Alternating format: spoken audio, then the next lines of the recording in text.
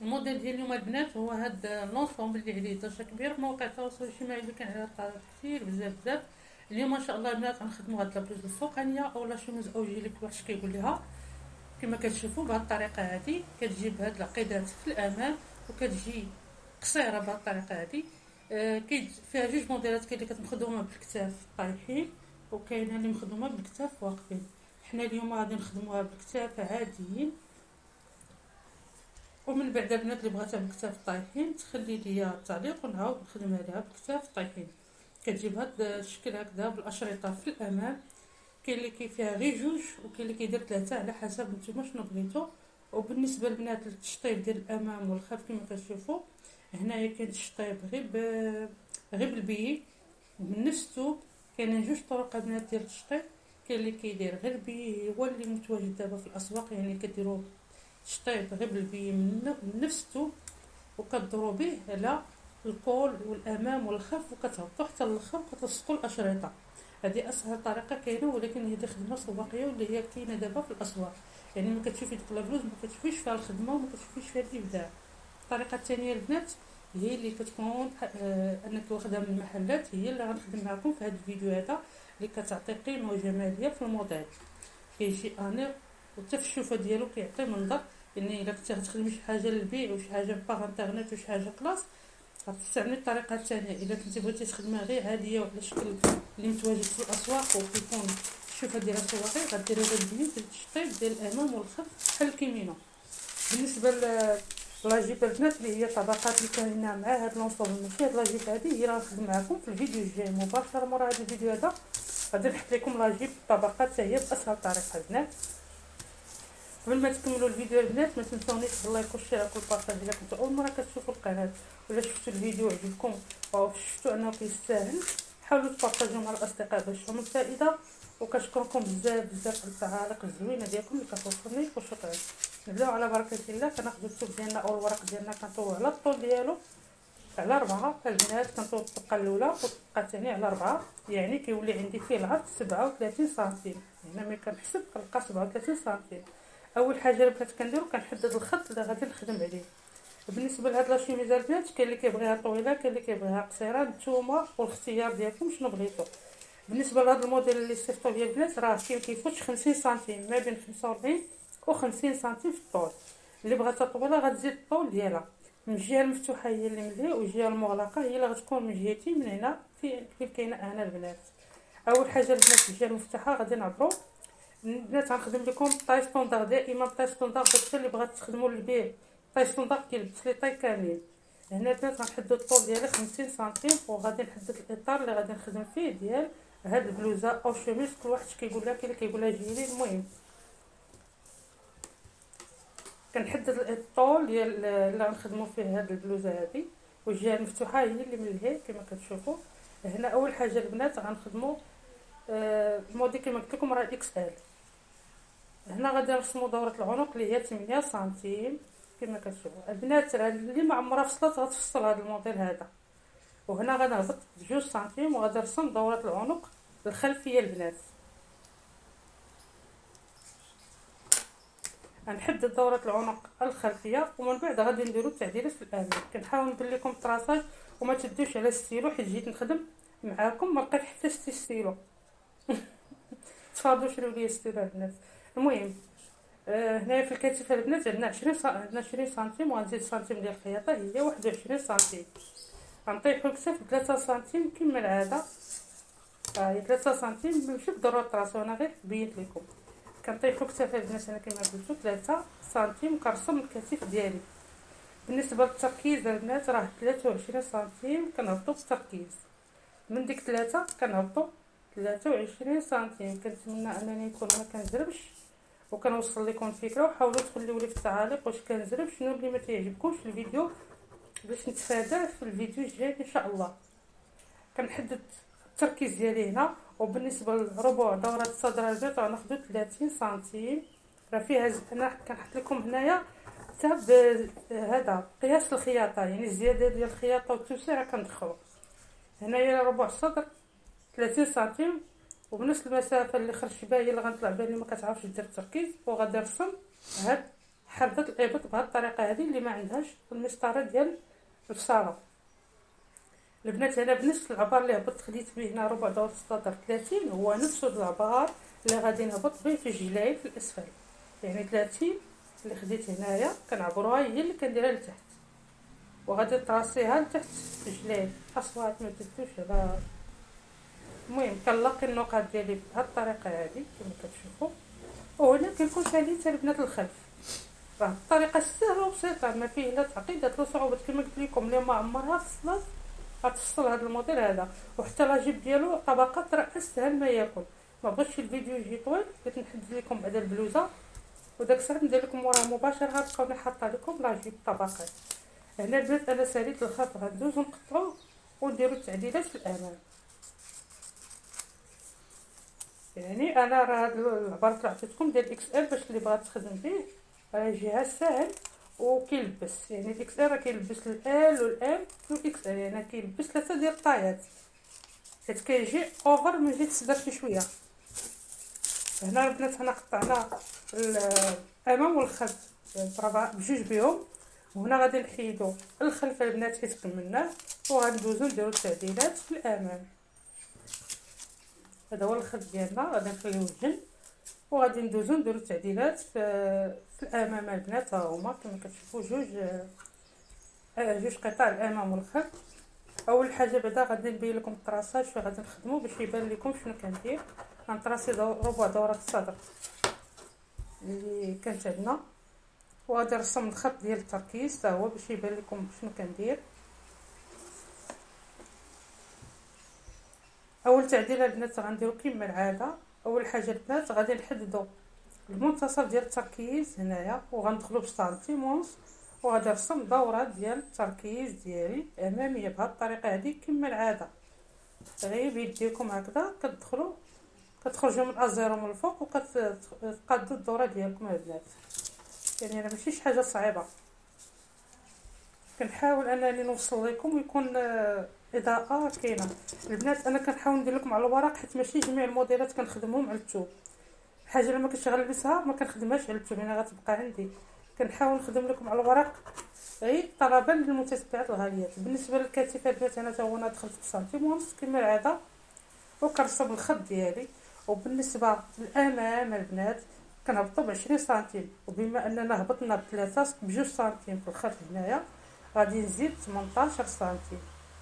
من هنايا غنهبط ب 18 البنات. من هنايا غنهبط ب 18 حيت ديجا هبط بجوج في الظهر، يعني باش كيولي ليا الطوطال ديال فتحه العنق هي 20 سنتيم. فهمتوني البنات؟ يعني غنزيدو من ديك الفتحه غنزيدو 18 وغادي نرسم هكا الفي ديالي ديال العنق بهذه الطريقه هذه. هنا كنكونوا سالينا الامام البنات طريقه سهله وبسيطه. حنا سالينا الخلف ديالنا دابا غادي ندوزو نقطعو الامام ديالنا كما كتشوفوا. نحيدو التعديلات ونقطعو وندوزو نكملو المرحله الثانيه. ولو وصلتوا حتى لهنا عاوتاني ما تنساونيش باللايك والتعليق البنات. اللايك والتعليق البنات راه كيجيني الثانيه الله يسهل عليكم اذا ما ديروا لي التعليق ولايك وبارطاجيو الا شفتو كيستحق. هنا البنات ساليت الامام والخلف غادي ندوزو دابا شنو بقى لينا الاكمام. بالنسبه للاكمام البنات كما كتشوفوا غنعبروا دوره ديال التركيز ديالنا غالبا كيكون عندنا فيها في الاكس ال 27 سنتيم. غناخذوا الورق ديالنا هنا نطوي على 4 او 2 كما كتشوفوا. الطريقه اللي كنخدم بها دائما البنات كنشد هذاك الشيء اللي عندي في داك دورات التركيز دائما كنقسم له 3 سنتيم باش كيخرج ليا العبر هذا. مثلا انا كان عندي دوره التركيز 27 غادي نقسم لها 3 تولي عندي 25.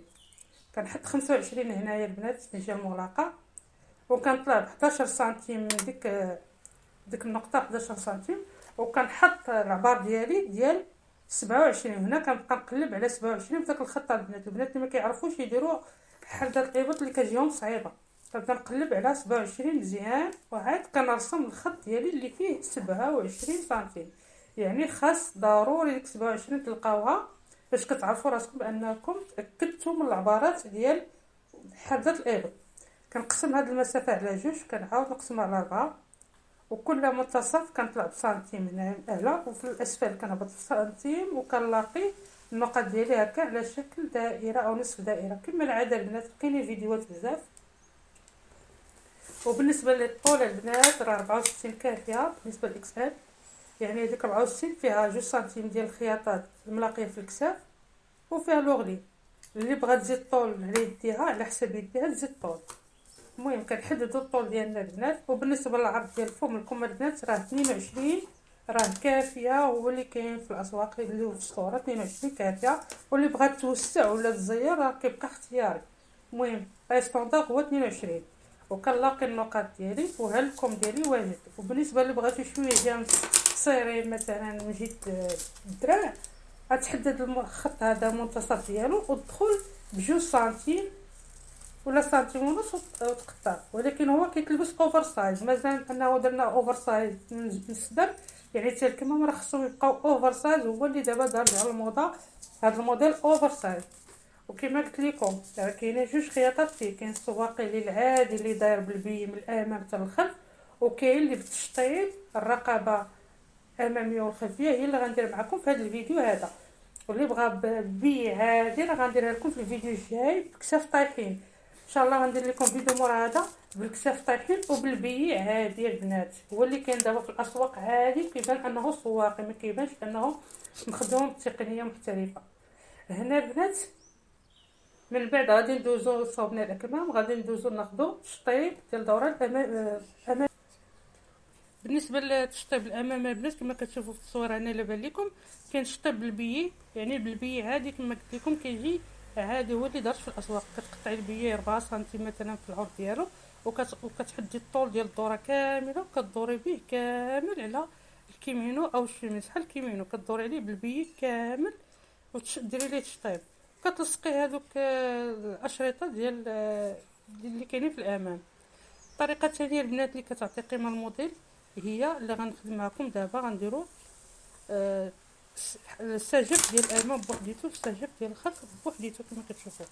كناخذوا القطعه الاماميه كما كتشوفوا وغادي نحطوها على الورق اللي هو مضوبل على جوج ومن الجهه المفتوحه كما كتشوفوا، يعني توب على جوج او الورق على جوج والجهه المفتوحه هي اللي غتحطوا عليها القطعه الاماميه. حاولوا ما امكن يكونوا محطوطين مقادين ما زايدين ما هذا، يعني خص يكونوا مقادين من هاد الجهه هادي كما كتشوفوا.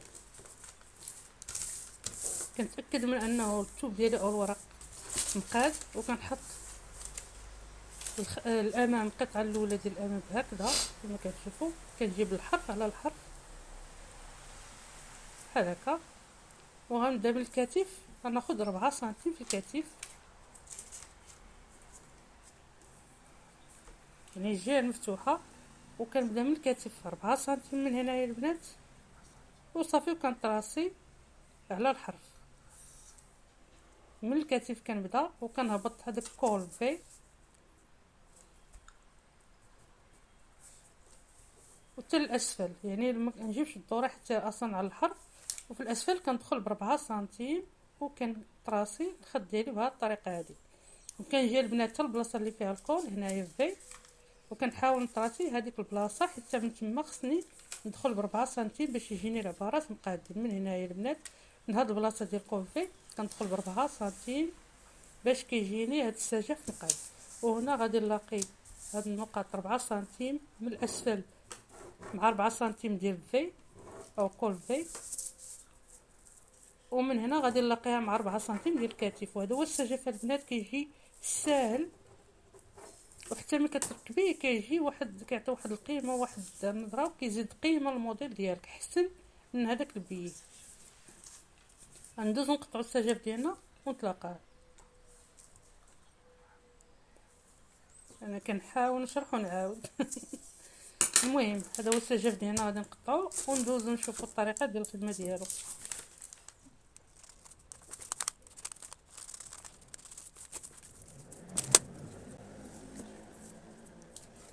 كيجي على من بعد ما قطعناه البنات كنحطوه هكذا كيجي فوق السجف كيتخيط بهذه الطريقه دي وكيتقلب، يعني كيجي بهذه الطريقه السجف. ولكن حنا دابا ما غاديش نخيطوها البنات حتى ندوزو نصاوبوا الاشرطه اللي هي ضروريه كنوجدوها قبل ما كنخيطوا هذا السجف، يعني ضروري الاشرطه قبل ما نخيطوا السجف.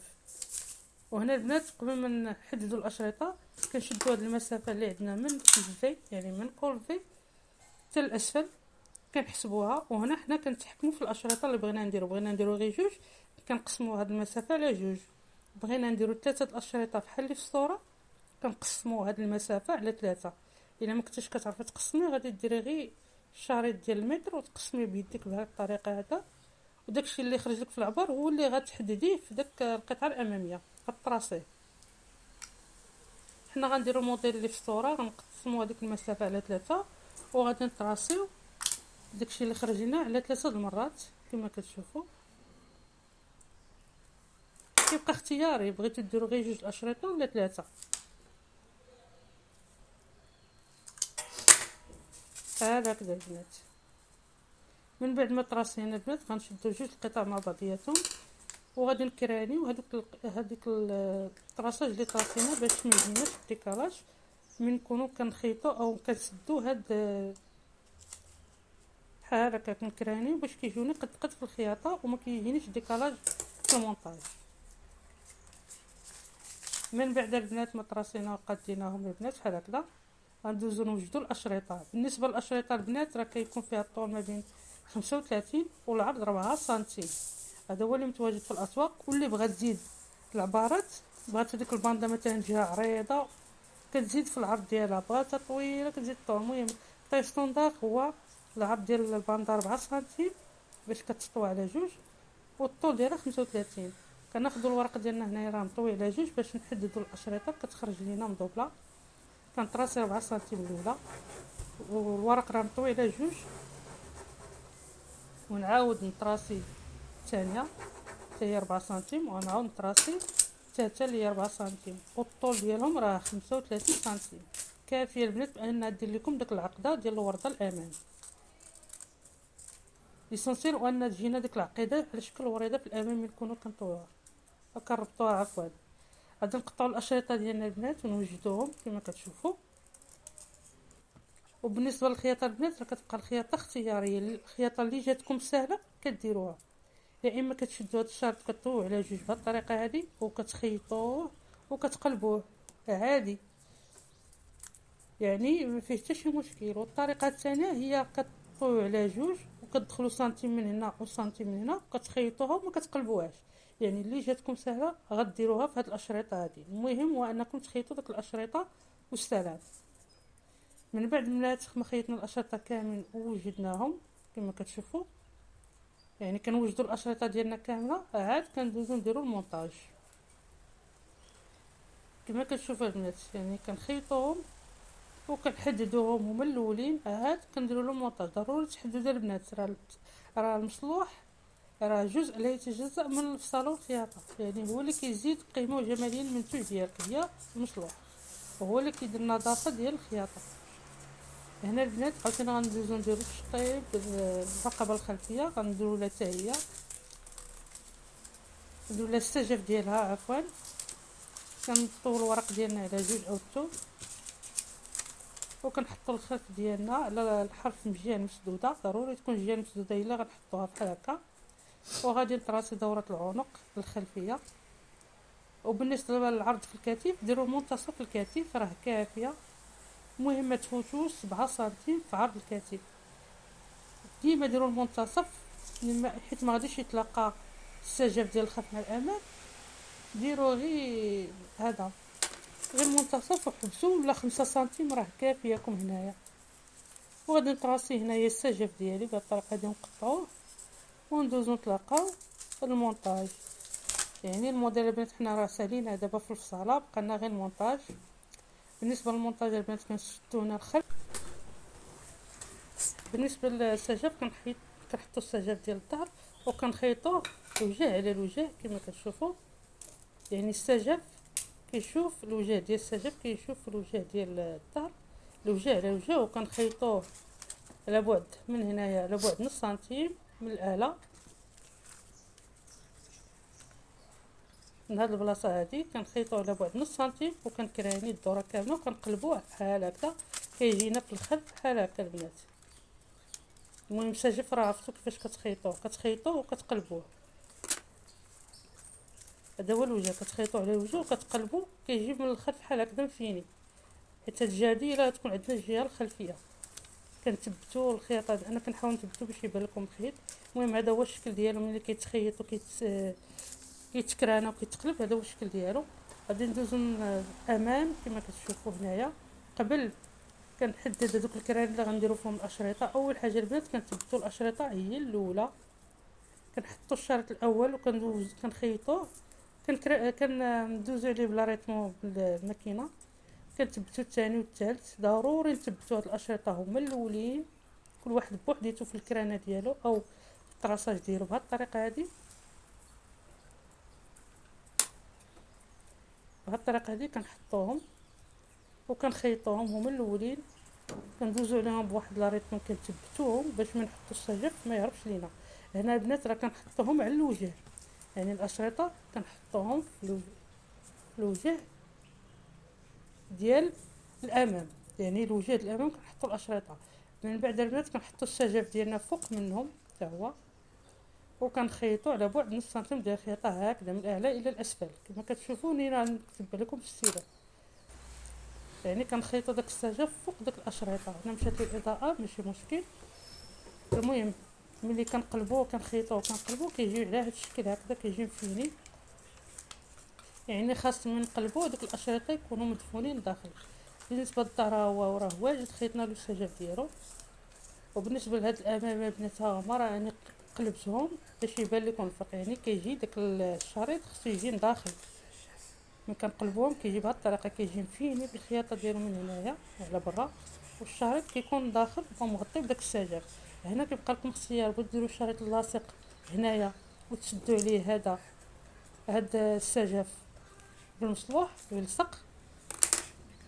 والحل الثاني هو انكم كدوزوا فوق منه بسنتيم ديال الخياطه من الوجه، كدوزوا عليه بعبار سنتيم ديال الخياطه باش كتثبتوا هذاك السجف كياخذ بلاصتو وكيغطي حتى ديك الاحزمه او الاشرطه اللي جات من داخل.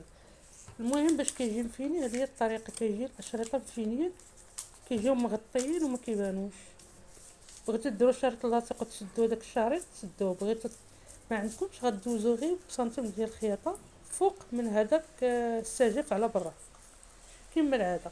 هنا من بعد كنلاقيو الكتاف مع الكتاف هكذا، يعني راه كتلاقوا بالمقلوب كتقلبوا الثوب. كنلاقيو الكتاف ديالنا عادي على بود سنتيم ديال الخياطه. انا كنحاول نثبتهم باش يبان لكم انهم لاقين. يعني راه المونتاج راه سهل، اسهل ما يكون هو المونتاج ديال هاد بلوزه او جيلي كل واحد كيف ليها. المهم كنلاقيو الكتاف ديالنا هما الاولين بهاد الطريقه هادي، وخاص هاد الاشرطه يجيو مع بعضياتهم كما قلت لكم.